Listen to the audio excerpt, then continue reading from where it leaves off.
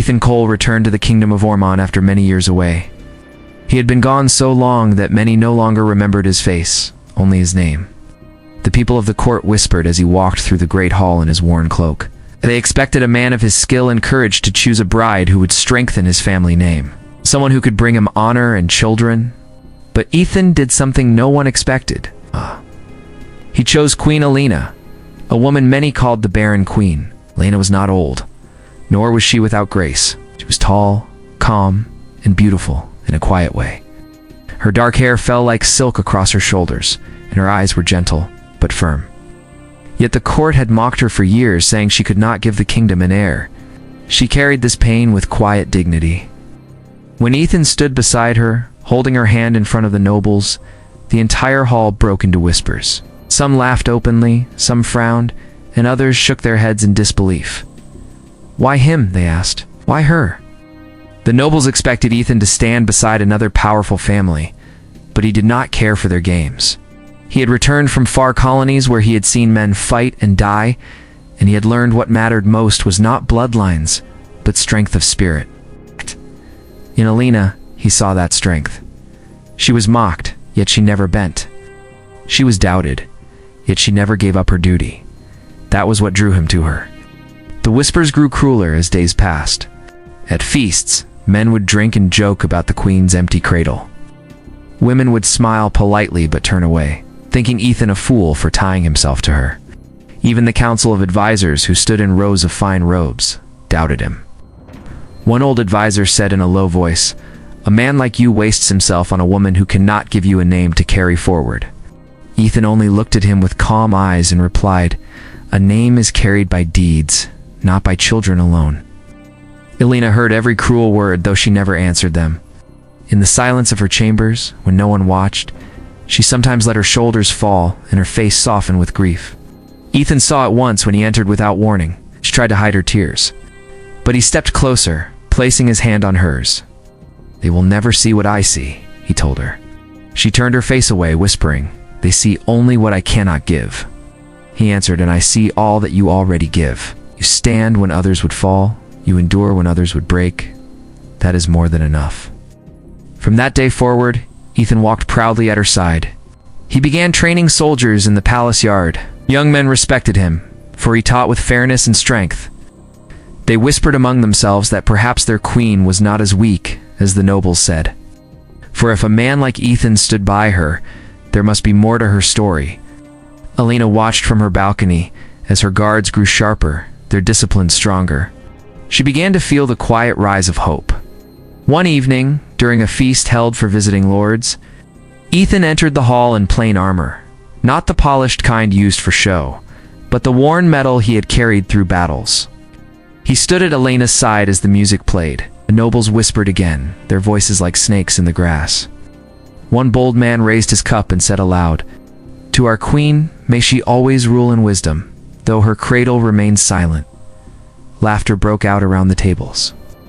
Alina's face tightened, her eyes lowering to the floor. Ethan did not laugh. He did not shout. He stepped forward and raised his voice just enough to cut through the noise. "To our queen," he said, his tone steady and firm, "who carries this kingdom not in her womb, but in her heart. May none forget that she stands when so many others have fallen." The hall grew silent. Some looked away in shame. Others frowned in anger, but none dared to mock further. Alina lifted her eyes slowly, and in them was a light of gratitude that words could not capture. That night, as they walked together through the quiet gardens, Alina asked, "Why do you fight for me when it brings you nothing?" Ethan looked at her and answered, "It brings me everything. I fight not for what I gain, but for who you are." In the stillness of the garden, under the pale light of the moon, a bond began to grow that no whispers or laughter could break. Though the court still mocked in secret, though many still doubted, something had changed. Itona had chosen her openly, and he stood by her with unshaken strength. Alina felt, for the first time in many years, that she was not alone. And though the world could not see it yet, the legacy of their choice had already begun. The weeks after Ethan's choice were not easy. The court still whispered, and many nobles carried doubt in their eyes, yet something was shifting quietly in the air. Queen Alina began to feel the change most of all. She had walked through years of silence, keeping her pain locked behind calm words and quiet smiles. But now she had someone who would not let her stand alone. When Ethan stood at her side, the whispers did not vanish, but they carried less weight. The queen had always been strong, but with Ethan near, her strength felt shared. Ethan knew the court would not change their hearts with words alone. He turned his focus to the soldiers. Each morning, before the sun had risen, he was in the training yard. The guards, once lazy and careless, grew sharper under his command. He drilled them not with cruelty, but with patience. He showed them how to move together, how to trust the man at their side, and how to find pride in their work. Slowly, the guards began to admire him. They whispered that he was not like the nobles who only knew polished speeches. He was a man who fought with them, ate with them, and stood shoulder to shoulder in the dirt and sweat of training. Lena watched these changes from the balcony of her chambers. She had grown used to being ignored by her own council, but now she saw loyalty forming in the yard below. The sound of swords clashing was no longer careless noise. It was rhythm and purpose. In her heart, she felt a quiet hope she had not felt in years, but the council remained bitter. During their meetings, they continued to question her. One day, Lord Everett, an older man with sharp eyes, spoke boldly. "Your Majesty," he said, "the kingdom sees no future without an heir. With respect, this man you have chosen will not change that. Soldiers do not build bloodlines.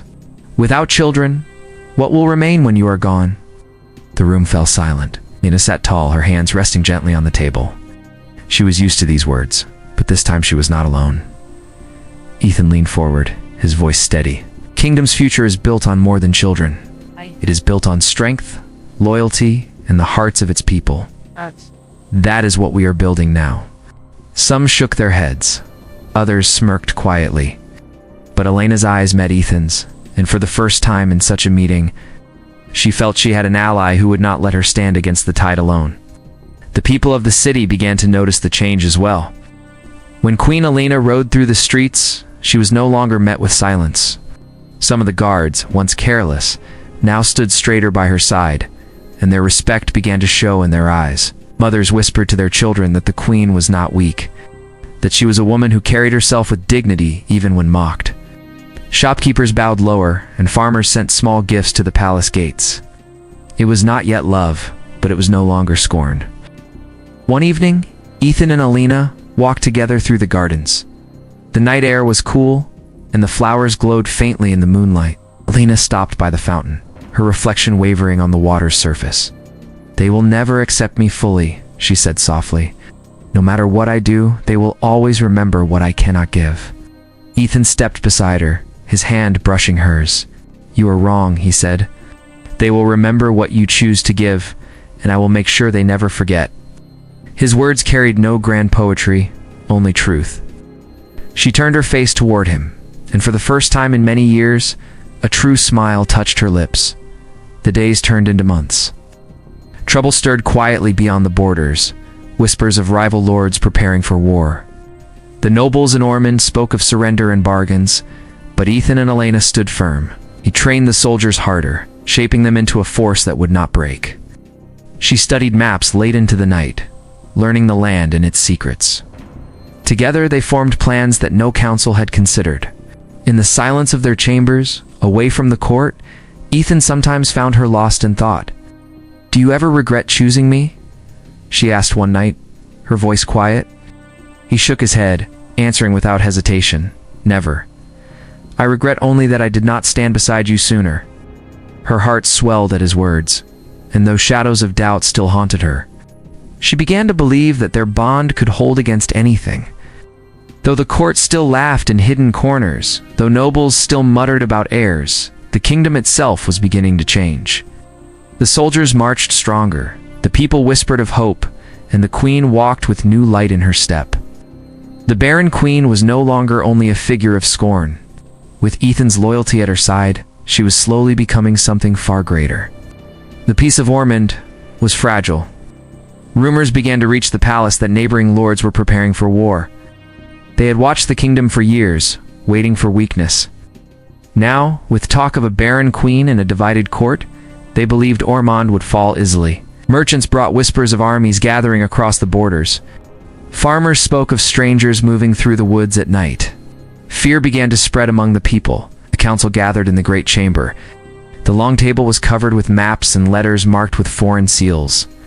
Some of the nobles looked frightened, while others looked eager to bend. Lord Everett was the first to speak. "We must make peace at once," he said, his voice sharp. "We cannot stand against these forces. We should offer gold, and if needed, land. It is better to yield now than to face ruin later." Alina sat at the head of the table, her hands resting calmly, though her heart raced.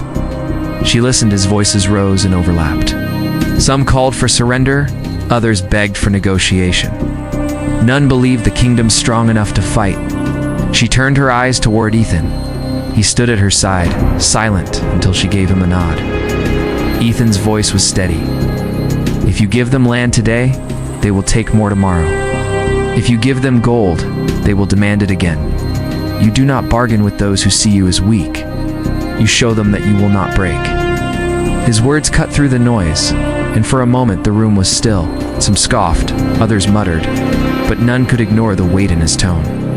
That night, Ethan walked the training yard long after the soldiers had gone. The moon shone faintly on the ground where swords had struck in practice. He knew the enemy would come soon, and Ormond's soldiers were not ready for the scale of battle that loomed. Still, he believed they could stand if they had discipline, and discipline was something he could give them.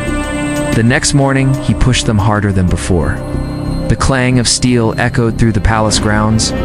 Young men stumbled and rose again under his sharp commands. Sweat poured down their faces, but slowly their movements grew sharper. Ethan corrected each step, each stance, until the rhythm of their strikes began to sound like one voice instead of many. He fought among them, showing them how to hold a line, how to keep faith in the man beside them. From her balcony, Alina watched. She felt pride stirring in her chest as she saw the change in her soldiers.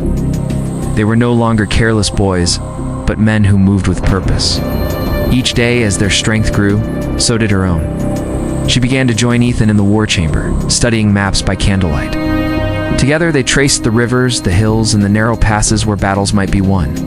He showed her how to see the field not as land, but as a living thing with strengths and weaknesses. One evening, after hours bent over the maps, Alina leaned back and sighed. "They still do not believe in me," she said softly. "To them. I am only the queen who cannot give an heir." Ethan looked at her across the table, his face lit by the flicker of the candle. "When the time comes," he answered, "they will not remember what you could not give. They will remember that you stood when no one else would. They will remember that you led them." The weeks passed quickly, and the signs of war grew clearer. Scouts returned with word of enemy banners moving closer. Farmers near the borders fled to the city, bringing fear with them. The court grew restless, and whispers spread through the streets that Ormond would fall within a season. Yet in the palace yard, Ethan's soldiers stood taller. Their shields no longer wavered, their swords struck in unison, and their eyes carried the fire of men ready to defend their land. At last, the first attack came. It was not a full army, but a raid meant to test Ormond's strength. In the dark of night, enemy riders stormed the northern gate, expecting to find weak guards. Instead, they met Ethan's men, steady and unbroken. The clash of steel rang through the city as the people woke to the sound of battle. Alina stood on the walls, watching as her soldiers held the line. The raiders were driven back, their banners left trampled in the dirt. When dawn came, the people gathered in the streets, whispering in awe. Their queen had stood on the walls through the night, refusing to hide. Their soldiers had fought with discipline none had seen before. Hope, fragile but real, began to spread. The barren queen was becoming something new in their eyes. She was a leader who did not bend, and beside her, Ethan's presence gave them strength they could feel. The war was only beginning, but already the kingdom of Ormond had begun to change. The raid on the northern gate was only the beginning. Soon larger armies marched toward Ormond, carrying banners of rival lords who thought the kingdom weak. Word spread quickly through villages and farms, and many people fled to the safety of the city walls. The air was heavy with fear, yet also with a new spark of courage. The people had seen their queen stand on the walls, refusing to hide, and they had seen Ethan's soldiers hold their ground. Hope was fragile, but it was growing. In the council chamber, the nobles argued once again. Some still spoke of surrender. Others demanded gold be sent to the enemy to buy peace. Their voices filled the hall, rising with panic. Lena sat at the head of the table, her back straight, her face calm. She listened to their words, then raised her hand. The room grew quiet. "We will not give away our land," she said softly, but firmly. "We will not bow to fear. We will defend our people." Some nobles looked shocked, others angry, but none could deny the strength in her voice. Ethan stood beside her, silent, his presence alone enough to still further protest. Outside the palace, the soldiers continued to train. The people came to watch, filling the edges of the yard. Children sat on the walls, their eyes wide as they watched swords flash in the sun. Farmers leaned on their tools, murmuring to each other that the Queen's Guard had never looked so strong. Alina sometimes walked among them, speaking kindly to the children, thanking the farmers for their strength. She carried herself with quiet grace, and slowly the people began to look at her with new eyes. They no longer whispered only of her empty cradle, they spoke of her courage. The first true battle came on a cold morning when enemy forces marched to the southern fields. Their numbers were great, their banners bright against the gray sky. Fear gripped the city, but Ethan led his soldiers with calm discipline. Alina rode with them to the field, not hidden in the rear, but at the front, where all could see her. When the soldiers looked at her, they saw not weakness, but resolve. For the first time, many believed they could win. The clash was fierce. Steel rang against steel. Cries of battle filled the air, and the ground shook under the weight of men. Ethan moved through the chaos with steady command, shouting orders, guiding his men. Alina remained on horseback, her banner raised high. Arrows flew past her, but she did not flinch. The sight of their queen standing firm gave the soldiers strength they did not know they had. The enemy expected fear, but they met a wall of resolve. By nightfall, the fields were littered with broken banners of the rival lords. Ormond had not only survived, it had triumphed. News of the victory spread quickly. In the city streets, people cheered for their queen and her champion. Children ran with wooden swords, pretending to fight as bravely as the soldiers. Old men who had once doubted Alina now spoke with respect. Women whispered that courage was greater than bloodlines. The nobles who had mocked her began to bow lower when they passed her in the halls. A change was happening that no enemy army could stop. As the months went on, more battles followed. Each time Ormond held its ground. Each time, the people grew more united. Where once they had doubted, they now believed. Ethan and Alina became symbols of strength. Together they stood not as a ruler and her servant, but as partners who carried the kingdom through fire and storm. At night, when the battles were done, they walked the palace gardens in silence, sharing moments of peace. They did not speak often of love, but it was clear in every glance, every quiet smile, and every hand held in the dark. One evening, after a great victory, the city held a feast in their honor. Lanterns lit the streets, and music filled the air. The people gathered to cheer, their voices rising like thunder. Lena stood before them, her voice carrying across the square. "We are stronger than fear," she told them. "We are stronger than doubt. Together we will stand, and together we will endure." The crowd erupted with joy, chanting her name. Ethan stood at her side, proud and silent, knowing the kingdom no longer saw her as barren, but as brave. From that night onward, Ormond was changed. The queen who had been mocked was now honored. The man who had been doubted was now trusted. And though enemies still gathered at the borders, the heart of the kingdom was stronger than it had ever been. Years passed, and the kingdom of Ormond stood strong. The enemies that had once mocked its weakness no longer dared to march on its borders. Instead, they sent envoys bearing gifts, speaking with respect they had never shown before. The strength of Ormond was no longer doubted. Its queen, once whispered about as barren, was spoken of across the lands as the woman who carried her people through storms. And at her side was Ethan, the man who had chosen her when no one else believed. The palace itself had changed. Statues now stood at the gates carved in stone, showing soldiers with shields raised high. In the markets, the songs of children carried the names of their queen and her champion. No longer were jokes told in taverns of empty cradles. Instead, men spoke of courage, and women told their daughters to walk tall as Alina did. The kingdom had found its pride again, and it had done so not through heirs, but but through hope. Ethan still walked among the soldiers. He trained with them, shared their meals, and spoke with them as brothers. They no longer looked at him as an outsider who had chosen poorly, but as the heart of their strength. Many young men said they wanted to fight not just for their queen, but for Ethan too. He had become a symbol not only of loyalty, but of the power of standing firm in what one believes. Alina carried herself differently now. The weight of mockery no longer bent her shoulders. She sat in the council chamber with a voice that was steady and strong. Nobles who once dismissed her now listened carefully when she spoke.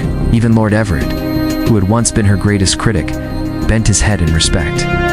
She had won not by shouting, not by forcing, but by standing unbroken until the truth could no longer be denied. But the victories were not without cost. Many soldiers had fallen in battle, and their families mourned them. Alina and Ethan walked often among the graves, laying flowers and bowing their heads. They spoke to widows and children, promising that the kingdom would never forget their sacrifice. To the people, these moments meant more than any feast or parade. Their queen and her champion shared their grief, and that made them feel less alone. One evening, as the sun set behind the palace walls, Alina and Ethan stood on the balcony together. The sky burned orange and gold, and the sound of distant laughter drifted from the city below. Alina's hand rested on the stone rail, her eyes filled with quiet thought. "Do you ever wonder," she asked softly, "if they will remember us when we are gone?" Ethan looked at her, his face calm. "They will remember," he said, "not because of statues or songs, but because of what we gave them. We gave them strength when they thought they had none. We gave them courage when fear was all they knew. That will live on long after us." Tears touched her eyes, not of sorrow, but of peace. For so long, she had feared being forgotten, feared that her name would be remembered only for what she could not give. Now she knew that her legacy was greater than any heir. It was written in the hearts of her people. As years turned into decades, the kingdom flourished. Fields grew rich with harvest, markets filled with laughter, and children grew up with stories of bravery told at their bedside. Every story spoke of a queen who had stood tall against doubt, and a man who had stood beside her without fear. Together, they had reshaped the destiny of Ormond. When at last their time came to an end, the city gathered in silence to honor them.